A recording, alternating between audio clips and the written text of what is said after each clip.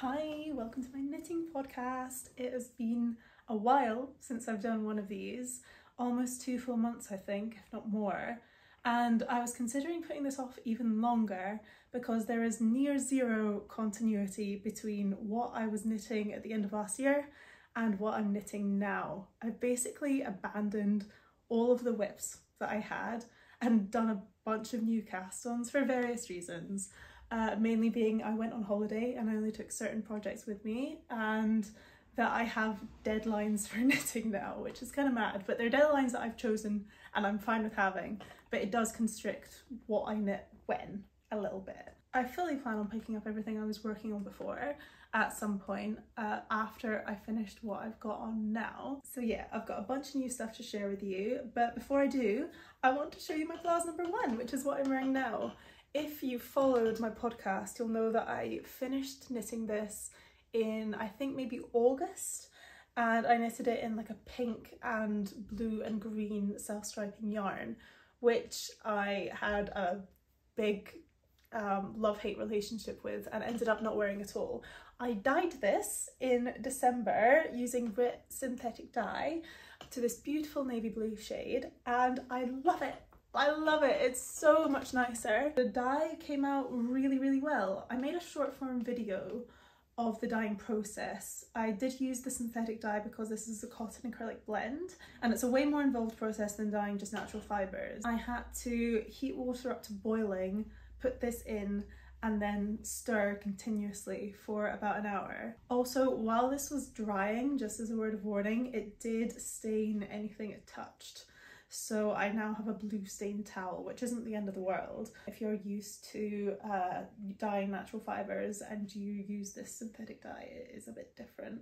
But all worth it for the final result, and the yarn hasn't been affected by being boiled for over an hour. I'm still a bit scared to wear this with white trousers just in case the colour does decide to transfer, and I think when I wash this I'm going to do it in a wash of its own. But other than that, love it. Love it, love how it looks. And I'm so glad that I got to save it from a fate of not being worn. Before I show you my finished objects, I want to take a quick minute to thank the sponsor of today's video, which is Coopert. Coopert is a free extension to help you save money while shopping online. The extension has automatic coupon testing for over 2.6 million retailers, which tests and applies the best available coupons at checkout, meaning that you can get the best possible savings. Coopert also supports cashback from over 76,000 retailers, which can be redeemed via gift card, PayPal, or back to your bank card. Another way to save money using Coopert is with their price comparison service, allowing you to compare prices across retailers to help you make informed purchasing decisions. I often book flights and accommodation through third-party travel agents like Trip.com and Agoda, and I use Coopert to get cashback on these purchases as well as check for coupons. Coopert supports Chrome, Edge, Opera, Firefox and Safari on desktop, and the Coopert app supports Safari on mobile. If you'd like to start saving money and avoid paying full price using Coopert, you can find the link to download the extension and app in my description. I've got 2 finished objects to share with you. The first one being something that I did actually mention in my last knitting podcast. It was a Christmas gift knit for my dad, and it was The Favourite Socks by Kristen Leher. I knitted this with 1 strand of Drops Fable in the shade Shoreline, which is a fingering weight sock yarn, and I did not enjoy the knitting process. I think I ended up casting these socks off on Christmas Eve to give them on Christmas Day, so it was a very tight turnaround, but it was well worth it because they fit my dad perfectly and he loves them. They're now his favourite socks. He doesn't find the yarn itchy at all, which I was a bit worried about because I find the yarn itchy. I did have to make a modification to the way that the socks looked because I ran out of yarn.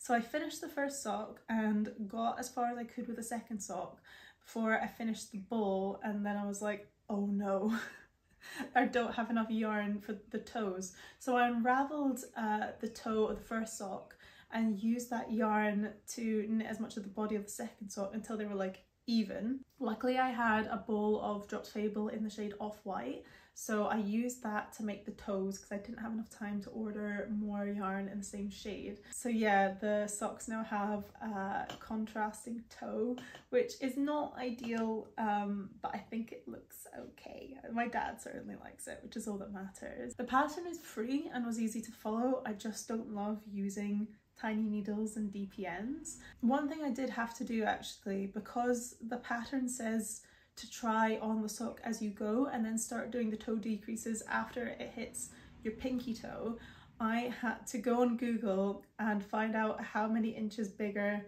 my dad's shoe size is from mine, and then find out the correct length of the foot that way. So I ended up just knitting 1 extra inch past my pinky toe and then closing it up, which felt a bit touch and go, but it paid off because they fit him well. Also, my gauge was really off with the pattern. My stitch gauge was fine, so the circumference of the sock was fine, but my row gauge was half of what it should have been, which meant that the sock knit up twice as fast as it should have.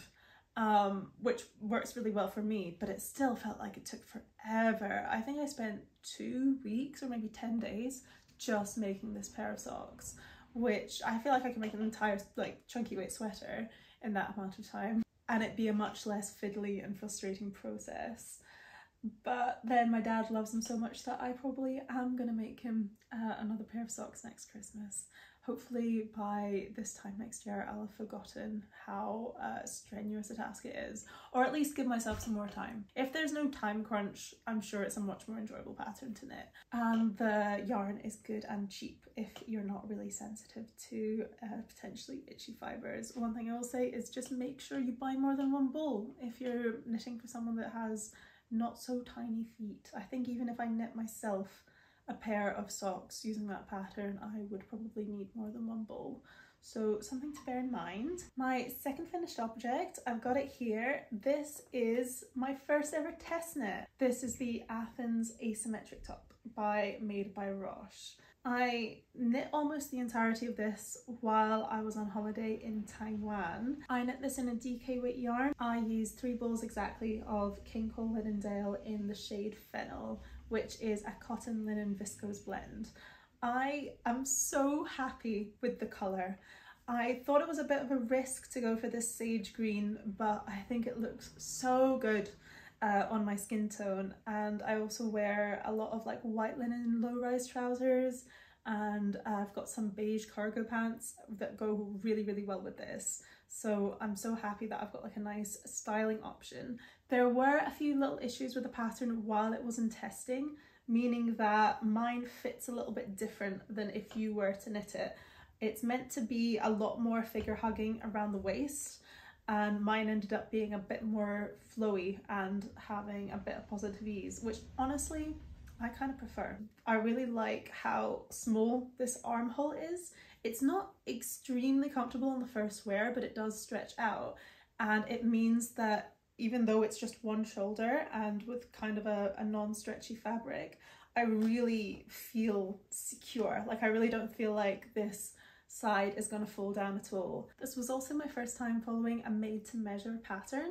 So you measure so many measurements on your body and you measure your gauge swatch, both not stretched and extremely stretched, and then input that all into a spreadsheet and it tells you how many rows to knit, which I really liked because I think that for tops that are as tight fitting as this, it's so specific to your body measurements, especially with this asymmetry. It needs to be really tight, and I think the pattern did a really good job at making sure it fit really well.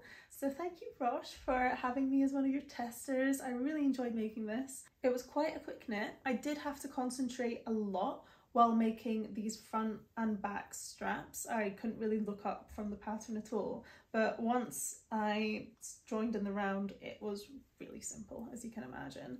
So yeah, I'm really, really happy with this. I'm so excited to start wearing it more in spring and summer. I actually casted this off the last day that I was in Taiwan, and I got to wear it for a day and really enjoyed wearing it then. It's still a bit too cold here for it. I actually don't think I weaved in my final end.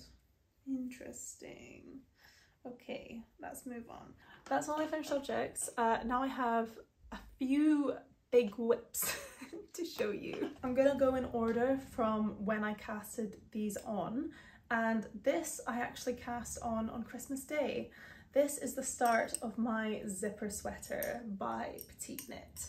So I've done the collar, the raglan increases, and I have just split for sleeves. I'm using this beautiful Hobbii Suri alpaca held together with a fingering weight Hobbii alpaca silk. No, 100% alpaca. And it's creating this really, really nice, super soft fabric. This was the project I was knitting on the most while I was away on holiday, and I've actually got a project vlog in the works for this.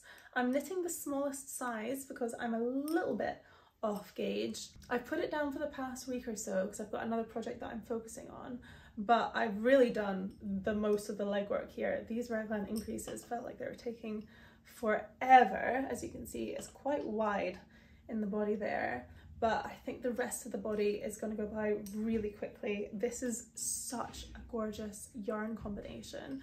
I think Hobbii doesn't have that many shades of this upcycled Suri alpaca, and I wish they would bring out more because I'm still a bit iffy about whether I love this colour or not, but I have no qualms with like dyeing this black or grey if I don't end up wearing it that much. It feels amazing, it feels so soft. This is my first Petite Knit pattern. It's been nice and easy so far, and it's really nice that there have been so many other people before me that have knit this. There are YouTube videos specifically dedicated to the cast on and creating the double folded collar, which I found really useful because I couldn't figure out the cast on for a hot second. But after I found the tutorial, it made it so much easier. And yeah, honestly, I think I'm probably gonna have this finished before the end of February, which is nice because I can get some wear out of it before the winter ends. This next whip, there is not that much to show of. This is all that we have of it. This is the very start of the Downhill Beanie Clava by Tinks Things. You might have seen this pattern if you're on crochet TikTok, because the videos featuring this pattern have really blown up. It's basically a beanie that you can fold down, and it has a hole for your face, so it turns into a tight-fitting balaclava. This is a gift knit with no concrete deadline, and I decided to buy the yarn right before I went on holiday so I could potentially work on it for a while I was there. As such, I was quite constricted in my yarn choices, and because of my constrictions, it led me to buy this West Yorkshire Spinners Bo Peep Luxury Baby DK, 52% Falkland wool, 48% nylon, in the colour black. Oh, it's in the colour Incy Wincy because it's for babies and it's cute. I've got 2 balls of this. Hopefully that's going to be enough. I wanted to make this out of something that was at least partially wool so that it would be warm, but I was also very conscious about it being itchy as a balaclava and having it sitting right on the sensitive skin on your face. So I thought a baby yarn would be the best bet. I really didn't have that much choice because it was too late for me to order it online, and Glasgow has very few yarn shops, so I ended up finding this in John Lewis, and they only had like, I don't know, maybe 3 or 4 total black DK yarn options for me to pick, so I went for this one. It seems okay so far. It's really hard to crochet with black, especially this pattern. It's not a beginner friendly pattern. The Beanie Clava is created through slip stitching just through the back loop, which is tricky enough with a light coloured yarn, but with a black, it's, yeah, not so easy and not something that you want to be doing in dim lighting. But I have confidence that it's going to get easier, and hopefully this will grow a little bit faster than it has done. This is my last whip. This is my baby at the moment. I'm kind of hyper fixating on this. I cast this on 6 days ago, and look how much I have achieved.